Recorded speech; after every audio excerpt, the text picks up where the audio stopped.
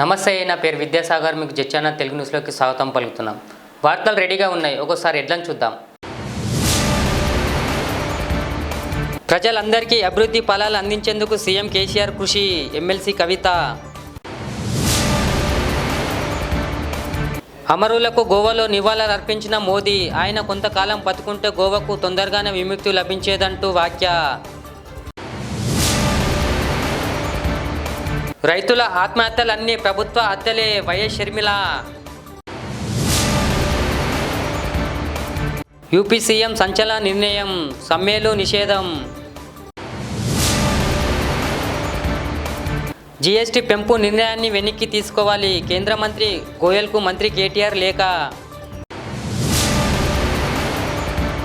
కుల మతాలతో సంబంధం లేకుండా అన్ని వర్గాల ప్రజలకు అభివృద్ధి ఫలాలు అందించడమే ధ్యేయంగా సీఎం కేసీఆర్ పని చేస్తున్నారని ఎమ్మెల్సీ కౌలకుంట్ల కవిత పేర్కొన్నారు. మియాపూర్లో కల్వరి టెంపుల్ హాస్పిటల్ను ప్రారంభించారు. ఈ సందర్భంగా తక్కువ ఖర్చుతో పేదలకు మెరుగైన వైద్య సౌకర్యాలు అందించేలా హాస్పిటల్ను ఏర్పాటు చేసిన డాక్టర్ సతీష్ కుమార్ను ఎమ్మెల్సీ కవిత అభినందించారు. కోవిడ్ సమయంలో 200 పడకల కేర్ సెంటర్ ఏర్పాటు చేసిన కల్వరి టెంపుల్ సేవలను గుర్తించిన తెలంగాణ వైద్యశాఖ శాశ్వతంగా 200 పడకల ఆసుపత్రిని ఏర్పాటు చేసేందుకు అనుమతిచ్చిందని చెప్పారు.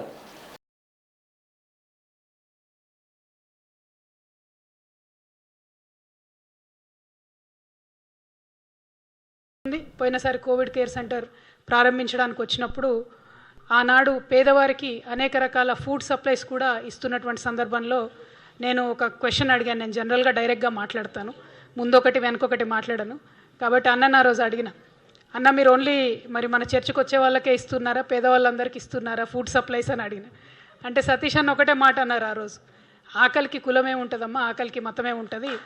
ఎవరు అడిగితే, ఎవరికి ఆకలిగా ఉంటే ఎవరు అడిగితే వారందరికీ కూడా ఈ యొక్క సహాయం చేరుతుంది అని చెప్పి వారు అనేక తార్కాణాలు నాకు ఆ రోజు చూపించడం జరిగింది. ఎలా అయితే వారి ఆలోచన ఉందో ఇవాళ తెలంగాణ ప్రభుత్వం అయినా కేసీఆర్ గారైనా ఆకలికి అభివృద్ధికి కులము మతము ఉండవు, ప్రతి ఒక్కరికి సమానంగా అది అందాల్సిందే అనేటటువంటి ధ్యేయంతో ముందుకెళ్ళి పనిచేస్తూ ఉన్నాం. కాబట్టి మన యొక్క ఆలోచన విధానం, మన యొక్క ఆలోచన సరళి, ప్రేమతో ఆచరించేటటువంటి విధానం అన్నీ కూడా కలిసి ఉన్నాయి. కాబట్టి తప్పకుండా ఈ ప్రయత్నం ఒక అపూర్వమైనటువంటి విజయాన్ని సాధిస్తుందని చెప్పి నేను బలంగా నమ్ముతూ మీ యొక్క ఈ మంచి కార్యక్రమానికి సహకారం తప్పకుండా తెలంగాణ ప్రభుత్వం తరఫున ఉంటుందని చెప్పి తెలియజేస్తూ ఆల్ ద వెరీ బెస్ట్. ఈ కలవరి టెంపుల్ హాస్పిటల్లో పనిచేయడానికి వచ్చినటువంటి నర్సమ్మలందరికీ ప్రత్యేకంగా ధన్యవాదాలు. ఎందుకంటే ఓపిక మీకే ఎక్కువ ఉండాలి. మీరు ఎంత బాగుంటే హాస్పిటల్ అంత బాగుంటుంది. మీరు ఎంత ప్రేమతో పేషెంట్స్ని చూసుకుంటే అంత పెద్ద ఎత్తున అందరు కూడా మళ్ళీ వస్తారు. పైగా డాక్టర్స్ కూడా ఐఎమ్ టోల్డ్ దట్ సర్వీస్ మోటోతో చాలామంది వచ్చారని చెప్తా ఉన్నారు. డాక్టర్స్ అందరికీ కూడా ఈ సందర్భంగా ప్రత్యేకంగా నా అభినందనలు తెలియజేస్తూ ఉన్నాను. ఎగ్జాక్ట్లీ, వైద్యో నారాయణో హరి అంటారు. సో నారాయణుడు అన్ని చోట్ల ఉంటాడు కాబట్టి వైద్యుని పెట్టారని చెప్తారు. సో డాక్టర్స్ అందరు కూడా చక్కగా ప్రేమతో పేషెంట్స్ని ట్రీట్ చేస్తారని చెప్పి నమ్ముతూ ఉన్నాను. అదేవిధంగా పేదలకు అందుబాటులో ఉండేటటువంటి వైద్యం అంటే మరి బయట దొరికేదానికన్నా చాలా తక్కువ ధరలోనే ఇక్కడ వైద్యాన్ని అందించేటటువంటి ప్రయత్నం చేస్తూ ఉన్నారు. కాబట్టి పేదవారు ఎవరున్నా కూడా, ఈ దరిదాపుల్లో ఉండేవారు ఎవరున్నా హాస్పిటల్కి వచ్చి ఒకసారి చూసి ఈ యొక్క అవకాశాన్ని సద్వినియోగం చేసుకోవాలని చెప్పి నేను మనవి చేస్తూ ఉన్నాను. Thank you, all the best.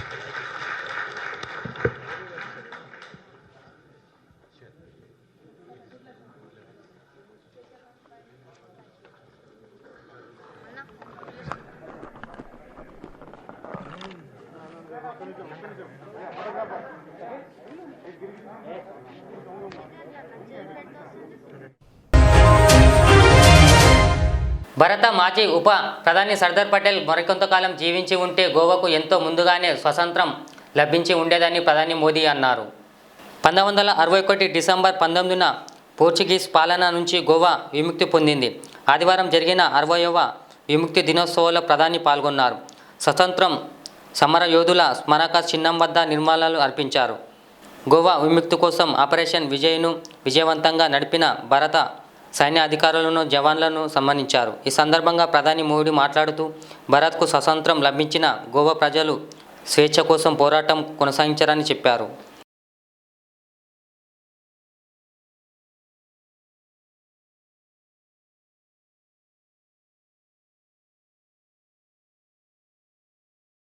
साथियों, देश तो गोवा से पहले आजाद हुआ था। देश के अधिकांश लोगों को अपने अधिकार मिल चुके थे। अब उनके पास अपने सपनों को जीने का समय था। उनके पास विकल्प था कि वो शासन सत्ता के लिए संघर्ष कर सकते थे, पद प्रतिष्ठा ले सकते थे, लेकिन कितने ही सेनानियों ने वो सब छोड़कर गोवा की आजादी के लिए संघर्ष और बलिदान का रास्ता चुना। गोवा के लोगों ने भी मुक्ति और स्वराज के लिए आंदोलन को कभी थमने नहीं दिया। उन्होंने भारत के इतिहास में सबसे लंबे समय तक आजादी की लौ को जलाकर रखा। ऐसा इसलिए क्योंकि भारत सिर्फ एक राजनीतिक सत्ता भर नहीं है। भारत मानवता के हितों की रक्षा करने वाला एक विचार है, एक परिवार है। भारत एक ऐसा भाव है जहां राष्ट्र स्व से ऊपर होता है, सर्वोपरि होता है, जहां एक ही मंत्र होता है, राष्ट्र प्रथम, नेशन फर्स्ट, जहां एक ही संकल्प होता है, एक भारत श्रेष्ठ भारत। आप देखिए, लुइस दी मिनेजिस ब्रांगाजा, स्त्रिस्त्राव ब्रांगाजा द कुना, जूलियो मिनेजिस जैसे नाम हो, पुरुषोत्तम काकोडकर, लक्ष्मीकांत भैमरे जैसे सेनानी हो, या फिर बालाराया मापारी जैसे युवाओं के बलिदान, हमारे कितने ही सेनानियों ने आजादी के बाद भी आंदोलन किए, पीड़ाएं झेली, बलिदान दिया, लेकिन इस मूवमेंट को रुकने नहीं दिया। आजादी के ठीक पहले राम मनोहर लोहिया जी से लेकर आजादी के बाद जनसंघ के कितने ही नेताओं तक ये मुक्ति आंदोलन लगातार चला था। याद करिए मोहन रानडे जी को, जिन्हें गोवा की मुक्ति के लिए आंदोलन करने पर जेल भेज दिया था। उन्हें सालों तक जेल में यातना झेलनी पड़ी। गोवा की आजादी के बाद भी उन्हें कई साल तक जेल में ही रहना पड़ा। तब रानडे जी जैसे क्रांतिकारी के लिए अटल जी ने देश की संसद में आवाज उठाई थी। आजाद गोमांतक दल से जुड़े कितने ही नेताओं ने भी गोवा आंदोलन के लिए अपना सर्वस्व अर्पण किया था। प्रभाकर त्रिविक्रम वैद्य, विश्वनाथ लवांडे, जगन्नाथराव जोशी, नाना काजरेकर, सुधीर फड़के, ऐसे कितने ही सेनानी थे जिन्होंने गोवा, दमन, दीव, दादरा और नगर हवेली की आजादी के लिए संघर्ष किया। इस आंदोलन को दिशा दी, ऊर्जा दी। साथियों, गोवा मुक्ति विमोचन समिति के सत्याग्रह में 31 सत्याग्रहियों को अपने प्राण गंवाने पड़े थे। आप सोचिए, इस बलिदानियों के बारे में पंजाब के वीर करनेल सिंह बेनीपाल जैसे वीरों के बारे में इनके भीतर एक छटपटाहट थी, क्योंकि उस समय देश का एक हिस्सा तब भी पराधीन था। कुछ देशवासियों को तब भी आजादी नहीं मिली थी। और आज मैं इस अवसर पर ये भी कहूंगा कि अगर सरदार वल्लभ भाई पटेल कुछ वर्ष और जीवित रहते तो गोवा को अपनी मुक्ति के लिए इतना इंतजार नहीं करना पड़ता। వైఎస్ఆర్ తెలంగాణ పార్టీ అధ్యక్షురాలు వైఎస్ షర్మిల ఆదివారం రైతు ఆవేదన యాత్రలో భాగంగా మెదక్ జిల్లా కోడుపల్లి మండలం లింగంపల్లిలో పర్యటించారు. ఇటీవల ఈ మండలంలోనూ ఆత్మహత్య చేసుకున్న రైతుల కుటుంబాన్ని పరామర్శించారు. మండలంలోని కంచన్పల్లి గ్రామంలో దుంపాల మహేష్, శ్రీకాంత్, కీసెర, శేఖర్ గౌడ్, లింగంపల్లిలో బోన్ల శేఖర్ అనే రైతు కుటుంబాలను పరామర్శించి వారి కుటుంబ సభ్యులకు ఆర్థిక సాయం అందించారు. ఈ సమయంలో వరి రైతులు గ్రామస్తుల సమస్యలను తెలుసుకున్నారు. ఈ సందర్భంగా ఆమె మాట్లాడుతూ ఆత్మహత్య చేసుకున్న రైతు కుటుంబాలకు ఒక్కొక్కరికి రూపాయలు 25 లక్షలు ఇవ్వాలని అన్నారు.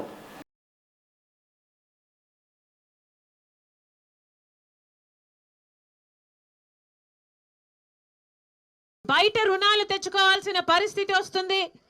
బయట రుణాలు మళ్ళీ వడ్డీల మీద వడ్డీ, మిత్తి మీద మిత్తి కట్టలేకే కదా ఈరోజు రైతులు ఆత్మహత్య చేసుకుంటున్నారు కేసీఆర్ గారు అని అడుగుతున్నాం. ఈ పాపం కేసీఆర్ గారిది కాదా? ఇంతమంది రైతులు ఆత్మహత్యలు చేసుకుంటున్నారు. ఇవి ఆత్మహత్యలా లేకపోతే హత్యలా? ఇవన్నీ ప్రభుత్వం చేస్తున్న హత్యలు కాదా? ఎన్ని మాటలు మార్చాడు కేసీఆర్ గారు. ఒకసారేమో సన్నబియ్యం వేసుకోమన్నారు, ఇంకోసారేమో అసలు వరి వేసుకోవద్దండి అంటాడు, ఇంకొకసారేమో ఆఖరి గింజ వరకు వరి కొంటాను అంటాడు, ఇంకోసారేమో అసలు వరే కొనను, నేను కాంటాలు కూడా తెరవను అంటాడు, కొనుగోలు కేంద్రాలు కూడా తెరవను అంటాడు. ఎన్ని మాటలు మారుస్తారు కేసీఆర్ గారు? అసలు ఒక ఊసరవల్లిలాగా ఎన్ని మాటలు మారుస్తారు కేసీఆర్ గారు అని మేము అడుగుతున్నాం. 3 ఏళ్ళు కర్రసాం అంట నేర్చుకొని ఆఖరికి మూలనున్న ముసల్దాన్ని కొట్టాడట. కేసీఆర్ గారు కాళేశ్వరం లాంటి ప్రాజెక్టులు ఎందుకు కడుతున్నట్టు? ఇంతింత పెద్ద పెద్ద ప్రాజెక్టులు 1 కోటి ఎకరాలకు నీళ్ళు ఇస్తానంటాడు, 1,00,000 కోట్లు అప్పులు తెచ్చి మరీ కడుతున్నారు. ఎందుకు కడుతున్నారు కేసీఆర్ గారు? దాని కరెంటు బిల్లులే 1,000 కోట్లు అవుతాయి కదా. మరి ఈ ప్రాజెక్టులన్నీ వరి వేసుకోని దానికి ఎందుకు కడుతున్నారు? మీ కమిషన్ల కోసం కట్టుకున్నవే కదా ఈ ప్రాజెక్టులన్నీ. ఎందుకు రైతులను నట్టేట ముంచేస్తున్నారు? ఎంతమంది రైతులను ఆత్మహత్య బాట పట్టిస్తారు? ఎంతమంది రైతులను పొట్ట పెట్టుకుంటే మీ కడుపు నిండుతుంది కేసీఆర్ గారు అని అడుగుతున్నాం. అసలు బావులు, చెరువులు, కాలువల కింద ఉన్న ప్రాంతాలు ఎన్ని ఉన్నాయి మన తెలంగాణలో? అలాంటప్పుడు వాళ్ళు వరి వేసుకోకపోతే ఇంకేం వేసుకుంటారు? తాతల కాలం నుంచి వరి వేసుకుంటున్నారు. మరి అలాంటప్పుడు మీరు వరి వేసుకోబోము అని కేంద్రానికి ఎందుకు లెటర్ రాసిచ్చారు? ఎవరిని అడిగి సంతకం పెట్టాడు కేసీఆర్ గారు? అసలు కేసీఆర్ గారికి ఏ హక్కు ఉందని ఈరోజు వరి వేసుకోవద్దండి అంటున్నాడు? మద్దతు ధర ఉంది అంటే దాని అర్థము వరి వేసుకునే హక్కు ఆ రైతుకు ఉంది. వరి వేసిన రైతు ఆ వడ్లను కొనాల్సిన బాధ్యత కేసీఆర్ గారికి ముమ్మాటికి ఉంది. అలాంటప్పుడు కేసీఆర్ గారు వరి వేసుకోవద్దండి అనే హక్కు కేసీఆర్ గారికి ఎక్కడ ఉంది? మేము వరి వేసుకోము అని కేంద్రానికి లెటర్ రాసిచ్చే హక్కు కానీ, సంతకం పెట్టే హక్కు కానీ కేసీఆర్ గారికి ఎక్కడ ఉంది అని అడుగుతున్నాం. కేవలం కేసీఆర్ గారి అనుచిత నిర్ణయాల వల్ల, దిక్కుమాలిన పాలన వల్ల ఈరోజు ఇంతమంది రైతులు ఆత్మహత్య చేసుకున్నారు. కేవలం 70 రోజుల్లోనే 200 పైగా రైతులు ఆత్మహత్యలు చేసుకున్నారు. ఈ పాపం ఎవరిది? కేసీఆర్ గారిది కాదా? కేసీఆర్ గారి దిక్కుమాలిన పాలనలో ఇంతమంది రైతులు ఆత్మహత్యలు చేసుకున్నారు. ఈ ఆత్మహత్యలు చేసుకున్న రైతు కుటుంబాలందరికీ కనీసం 25 లక్షల రూపాయలు కాంపెన్సేషన్ ఇవ్వాలని కేసీఆర్ ని డిమాండ్ చేస్తున్నాం.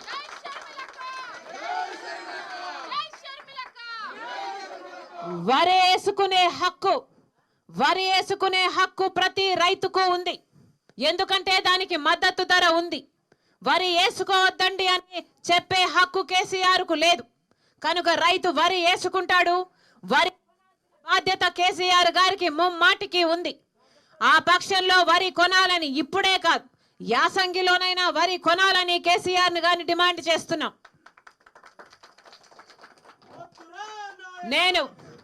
నేను వైఎస్ రాజశేఖర రెడ్డి బిడ్డను, వైఎస్ షర్మిల. వైఎస్ఆర్ తెలంగాణ పార్టీ స్థాపించిందే తెలంగాణ ప్రజలకు మేలు చేయటానికి. రాజశేఖర రెడ్డి గారు బ్రతికున్నప్పుడు రైతులకు చేయని సాయం లేదు. రుణమాఫీ దగ్గర నుంచి, విద్యుత్ బకాయిల మాఫీ దగ్గర నుంచి, ఉచిత విద్యుత్ దగ్గర నుంచి, ఇన్సూరెన్స్ అయితేనేమి, ఇన్పుట్ సబ్సిడీ అయితేనేమి, ప్రతి విషయంలోనూ రైతుల్ని ఆదుకున్నాడు రాజశేఖర రెడ్డి గారు. మేము వైఎస్ఆర్ తెలంగాణ పార్టీ తరపున వైఎస్ఆర్ బిడ్డగా నేను మాటిస్తున్నాను, రైతుల పక్షాన మేము నిలబడతాం, రైతుల పక్షాన మేము పోరాటం చేస్తాం. మీకు న్యాయం జరిగేంత వరకు మేము పోరాటం చేస్తాం. మీ అందరూ వైఎస్ రాజశేఖర రెడ్డి గారిని ఆశీర్వదించినట్టు వైఎస్ రాజశేఖర రెడ్డి బిడ్డను నన్ను ఆశీర్వదించి వైఎస్ఆర్ తెలంగాణ పార్టీకి అధికారంలోకి తీసుకొచ్చిన రోజున వ్యవసాయాన్ని మళ్ళీ పండుగ చేస్తానని నేను మాటిస్తున్నాను, రైతును రాజును చేస్తానని నేను మాటిస్తున్నాను. మరొకసారి మీ అందరూ సమయం చేసుకొని నా కోసం వచ్చారు. ప్రతి అమ్మకు, ప్రతి అక్కకు, ప్రతి అన్నకు, ప్రతి అయ్యకు మీ రాజశేఖర రెడ్డి బిడ్డ శిరస్సు వంచి చేతులు జోడించి మనస్ఫూర్తిగా నమస్కరించుకుంటుంది.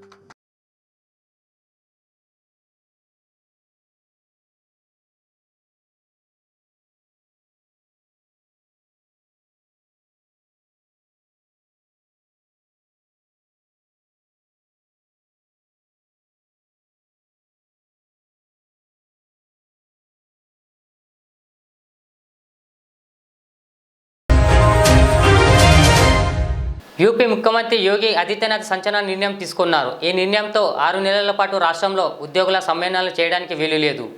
ఒకవేళ ప్రభుత్వ నిర్ణయాన్ని వ్యతిరేకించి సమ్మేళనాలు చేస్తే చట్టపరమైన చర్యలు తీసుకుంటామని యూపీ సర్కార్ హెచ్చరించింది.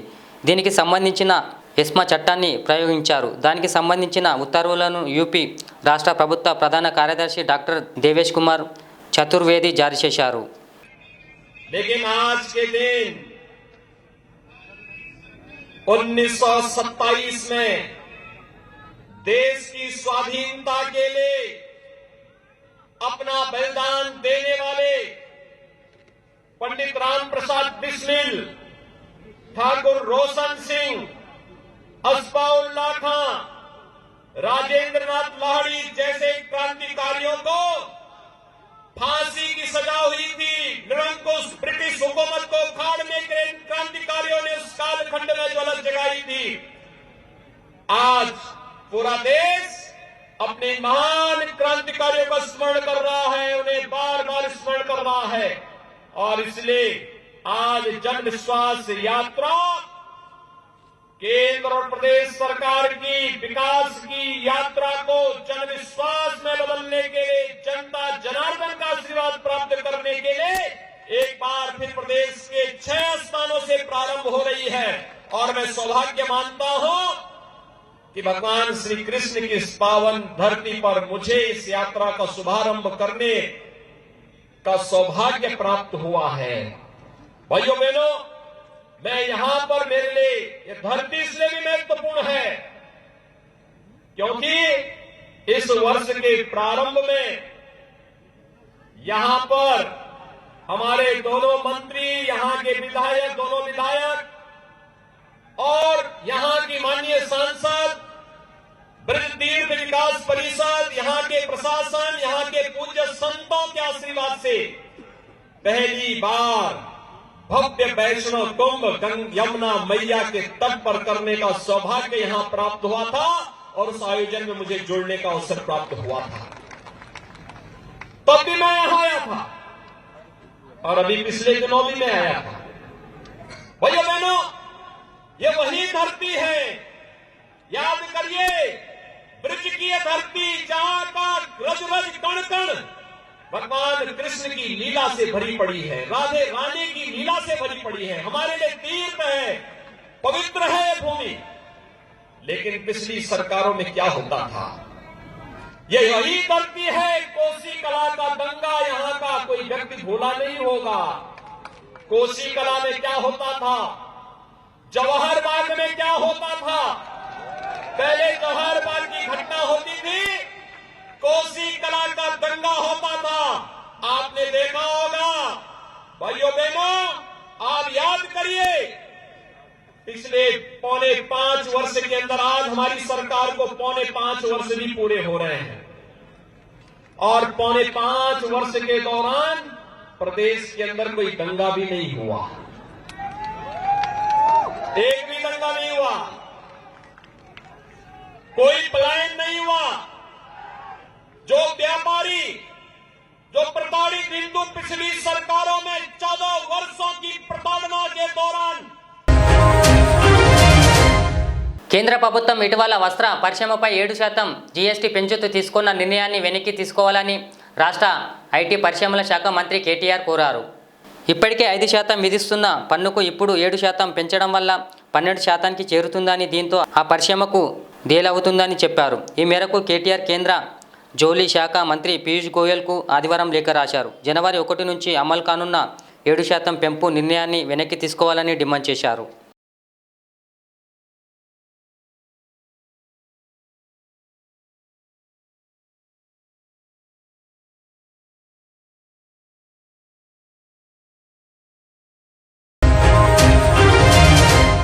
సహకార రంగానికి సంబంధించిన శిక్షణ కోర్సులతో త్వరలోనే కేంద్ర ప్రభుత్వం ఒక జాతీయ స్థాయి విశ్వవిద్యాలయాన్ని అనుబంధంగా కళాశాలను నెలకొల్పుతుందని కేంద్ర హోం సహకార శాఖ మంత్రి అమిత్ షా ఆదివారం చెప్పారు.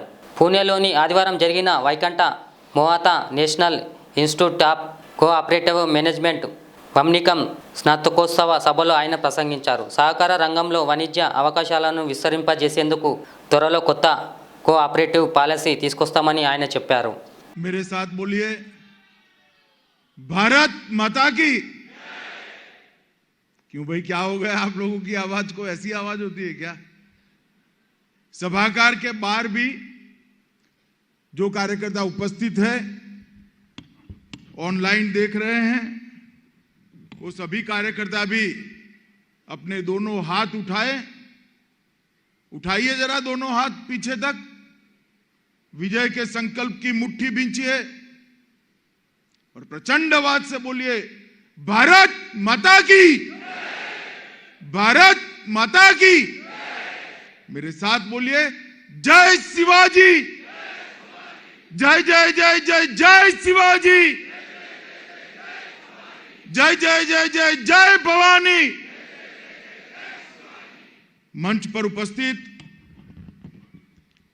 प्रदेश भारतीय जनता पार्टी के अध्यक्ष श्रीमान चंद्रकांत दादा पाटिल जी, शहर के अध्यक्ष भाई जगदीश मुनिक जी, भारतीय जनता पार्टी के वरिष्ठ नेता पूर्व केंद्रीय मंत्री श्रीमान प्रकाश जावड़ेकर जी, पुणे के लोकप्रिय सांसद श्री गिरीश बापट जी,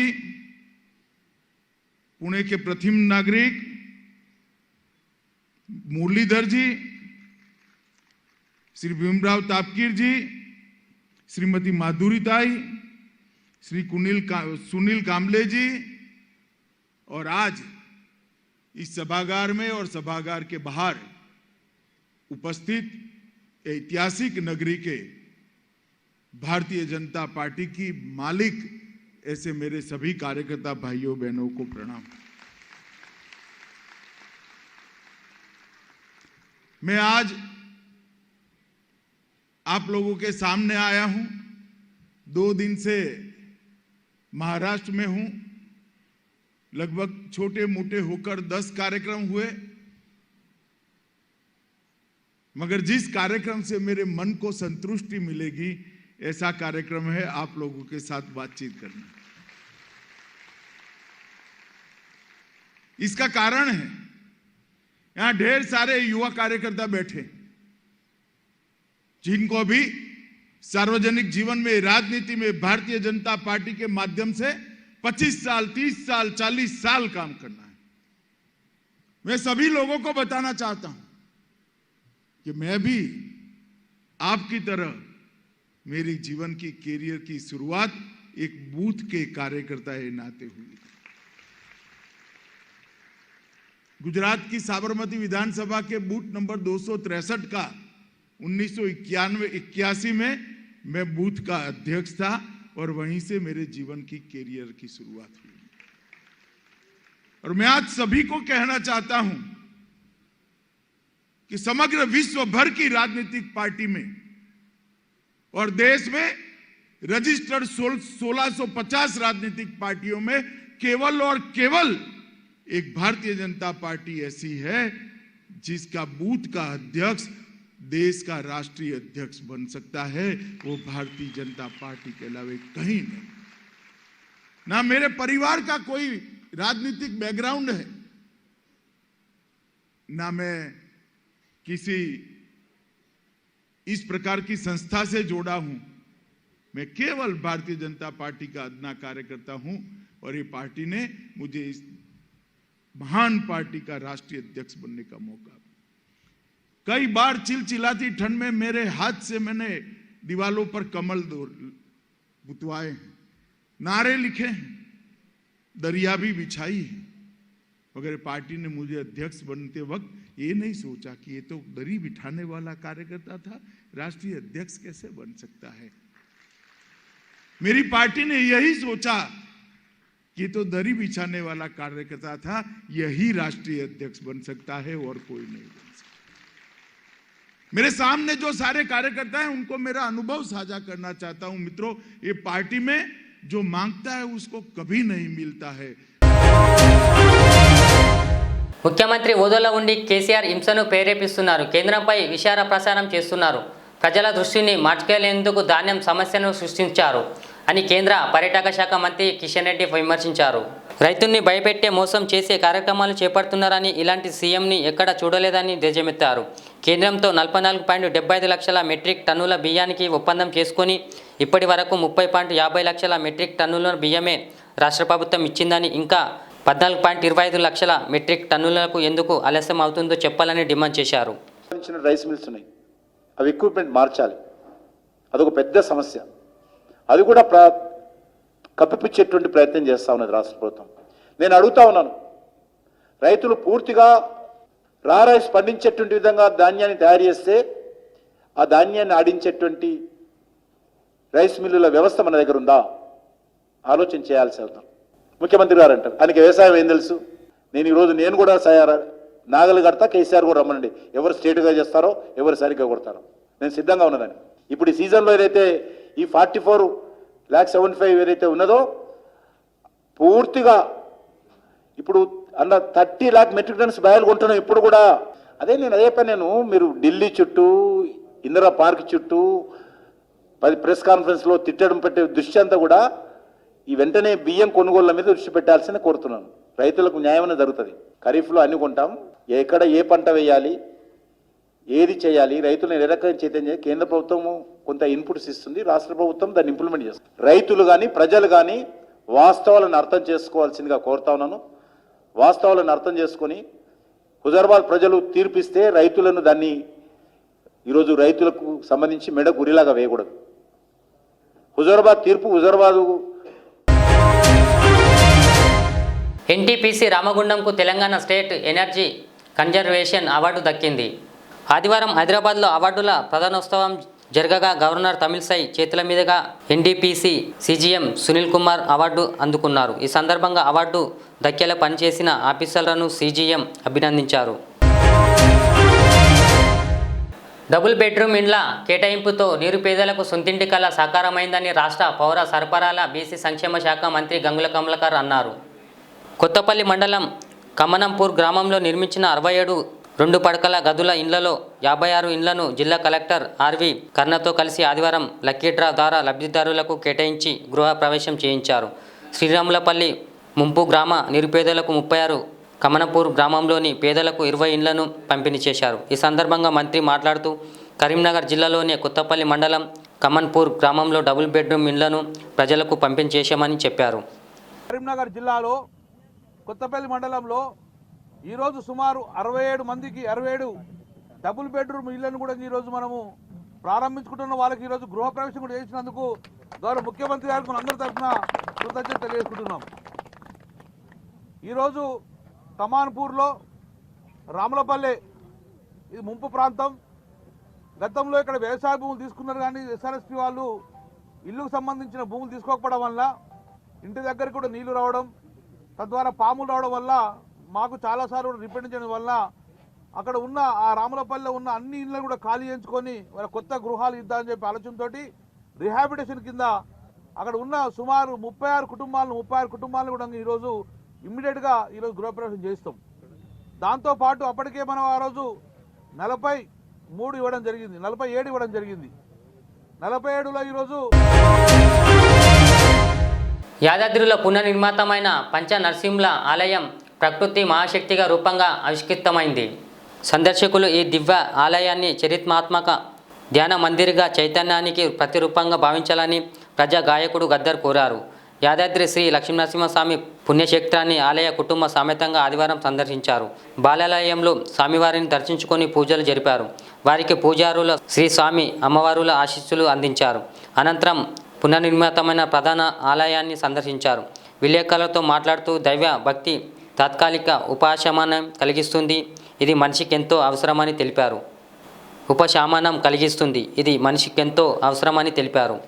చెమట సుక్కలు భూతల్లి వడిలో పడినప్పుడు అది నల్లని మొక్క తెల్లని మొక్కై ఆకుపచ్చని చెట్టై పసుపచ్చని పువ్వులు పూసి బలున నవ్వి ప్రపంచానికి ఇస్తుంది. ఈ ప్రకృతి మహాశక్తి, దాని ప్రకృతి యొక్క రూపం ఇవన్నీ. ఈ శిల్పాలు, ఈ కనిపించేటటువంటి చెక్కడాలు ఇవన్నీ ప్రకృతే. ఆ ప్రకృతి రూపాలను మనం చేశారు. ఇంత గొప్ప చారిత్రాత్మకమైన నిర్మాణాన్ని నిర్మించాలనే ఓ నిర్ణయం తీసుకున్నటువంటి తెలంగాణ ప్రభుత్వానికి దాని నాయకత్వం ఇస్తున్న కేసీఆర్ కూడా వందనాలు చెప్తున్నాం. రెండో విషయం, ఇక్కడున్న మన ఇంజనీర్ వీళ్ళ ద్వారా తెలిసింది ఏంటంటే ప్రతి టెంపుల్ వాళ్ళు డబ్బులు ఖర్చు పెట్టుకొని కట్టుకోవాలి. కానీ టెంపుల్ దగ్గర అక్కడ ఎంత ఉంది, పేద టెంపుల్. కానీ ప్రభుత్వమే 1000 కోట్లు ఇచ్చి నిర్మాణం చేసి ప్రజలకు ఒక కానుకగా ఇచ్చారు. సోమవారం తిరుమల శ్రీవాణి టీఆర్ఎస్ ఎమ్మెల్యే రవీంద్రరావు దర్శించుకున్నారు. ఇవాళ ఉదయం వీఐపీ విరామం సమయంలో కుటుంబ సమేతంగా స్వామివారి సేవలో పాల్గొని మొక్కులు చెల్లించుకున్నారు. దర్శన అనంతరం రంగనాయకుల మండపంలోని వేద పండితులు వేద ఆశీర్వచనం అందించగా ఆలయ అధికారులు స్వామి వారి తీర్థ ప్రసాదాలు అందజేశారు. ఆలయం వెలుపల ఎమ్మెల్సీ రవీంద్రరావు మాట్లాడుతూ ఎమ్మెల్సీగా ఎన్నిక కావడంతో శ్రీవారికి మొక్కులు సమర్పించుకున్నానని అన్నారు. తెలంగాణ రాష్ట్రం సుభిక్షంగా ఉండాలని, అభివృద్ధి పథంలో ముందుకు దూసుకెళ్లాలని కోరున్నట్లు తెలిపారు. తెలంగాణ సీఎం కేసీఆర్, మంత్రి కేటీఆర్లకు ఆరోగ్యాలు ప్రసాదించాలని దేవుణ్ణి ప్రార్థించానని చెప్పారు. ఎన్నికైన సందర్భంగా ఈరోజు శ్రీవారిని దర్శించుకొని మొక్కులు చెల్లించుకోవడం జరిగింది. మొదటిసారిగా ఎమ్మెల్సీగా రావడం జరిగింది. తెలంగాణ రాష్ట్రం సుభిక్షంగా ఉండాలని, అభివృద్ధి పథంలో ముందుకు దూసుకెళ్లాలని గౌరవ ముఖ్యమంత్రి కేసీఆర్ గారు, కేటీఆర్ గారు, మా తెలంగాణ ప్రజాప్రతినిధులందరూ కూడా ఆయురారోగ్యంగా బాగుండాలని, ప్రజాసేవలో నిమగ్నమై ఉండాలని, నన్ను నా కుటుంబాన్ని కూడా భగవంతుని కాపాడాలని మనస్ఫూర్తిగా భగవంతుని ప్రార్థించుకోవడం జరిగింది. దేశవ్యాప్తంగా కూడా మంచిగా చూసే అవకాశం కల్పించమని ఆ భగవంతుని కోరుకోవడం జరిగింది. మంచిర్యాల జిల్లా బెల్లంపల్లి మండలంలోని అధికార టీఆర్ఎస్ పార్టీకి షాక్ తగిలింది. టీపీసీసీ చీఫ్ రేవంత్ రెడ్డి సమక్షంలో టీఆర్ఎస్ కీలక నేత ముత్యాల మల్లయ్య ఆదివారం కాంగ్రెస్ పార్టీలో చేరారు. మల్లయ్యకు రేవంత్ రెడ్డి పార్టీ కండువ కప్పి ఆహ్వానించారు. అంతేకాకుండా మాజీ మంత్రి సీనియర్ నేత గడ్డం వినోద్ ఆధ్వర్యంలో బెల్లంపల్లి నియోజకవర్గంలోని తాండూరు, బెల్లంపల్లి, కాశీపేట, భీమిని తదితర మండలాలకు చెందిన కాంగ్రెస్ పార్టీ నాయకులు హైదరాబాద్కు తరలి వెళ్లారు. పీసీసీ అధ్యక్షులు రేవంత్ రెడ్డిని గాంధీభవన్లో మర్యాదపూర్వకంగా కలిశారు. ఈ కార్యక్రమంలో మాజీ MLA Sridevi, Bellampalli ZPTC Ramachandar, party నాయకులు ఎండి కామని, శ్రీనివాస్, జుబేర్, శ్యామ్, రమేష్ పాల్గొన్నారు. చూస్తూనే ఉండండి జెడ్ ఛానల్ తెలుగు న్యూస్. మళ్ళీ కద్దాం. అలా లైక్ చేయండి, షేర్ చేయండి, సబ్స్క్రైబ్ చేయండి. ప్రజలందరికీ అభివృద్ధి ఫలాలు అందించేందుకు సీఎం కేసీఆర్ కృషి. ఎమ్మెల్సీ కవిత. అమరులకు గోవాలో నివాళులర్పించిన మోదీ, ఆయన కొంతకాలం బతుకుంటే గోవాకు తొందరగానే విముక్తి లభించేదంటూ వ్యాఖ్య. రైతుల ఆత్మహత్యలన్నీ ప్రభుత్వ హత్యలే, వైఎస్ షర్మిల. యూపీ సీఎం సంచలన నిర్ణయం, సమ్మెలు నిషేధం. జీఎస్టీ పెంపు నిర్ణయాన్ని వెనక్కి తీసుకోవాలి, కేంద్ర మంత్రి గోయల్కు మంత్రి కేటీఆర్ లేఖ. रियाज इस्लामिक स्कूल तालीमी मैदान में एक नया इनकलाब, इस्लामिक और मॉडर्न एजुकेशन की अजीम दरसगाह। 23 साल तजुर्बे के बाद तलबा और तालिबात के लिए रियाज इस्लामिक स्कूल पेश करता है हिफ्ज़ कुरान, नाज़रा कुरान, कायदे के अलावा नर्सरी ता 10वीं जमात तक के तालीम का बेहतरीन नज़्म। बच्चों के लिए हॉस्टल की सहूलत, मुस्तहिक तलबा के लिए खुसूसी रियायत, तलबा और तालिबात के लिए अलहदा क्लासेस के माकूल नज़्म, खुसूसी computer classes, hardware and software training. बच्चों में तहरीर और तकरीरी सलाहियतों को उजागर करने के लिए हफ्तावारी प्रोग्राम, काबिल और मुशफ़िक़ असातिज़ा इकराम की निगरानी में बेहतरीन तालीम नज़्म। सुबह 8 बजे तक शाम 4:30 बजे दाखिले जारी हैं, उजलत कीजिए। Riyaz Islamic school, opposite lane, new SR petrol pump, Wattepally, Hyderabad. Al Riyaz tours and travels Najd Riyaz health care clinic, Mustafa Nagar, Falaknuma, Hyderabad. Air ticketing international और domestic, visa endorsement, immigration, passport दाखिल करने में ताउन। विजिट वीजा और उम्रा वीजा के लिए हमसे रब्त करें। वेस्टर्न यूनियन और मनीग्राम के साथ साथ दीगर सहूलियात भी मौजूद। Proprietor Mohammed Riyaz Ahmed, Al Riyaz tours and travels. खिदमत का मौका दें, आपका इत्मीनान हमारी कामयाबी।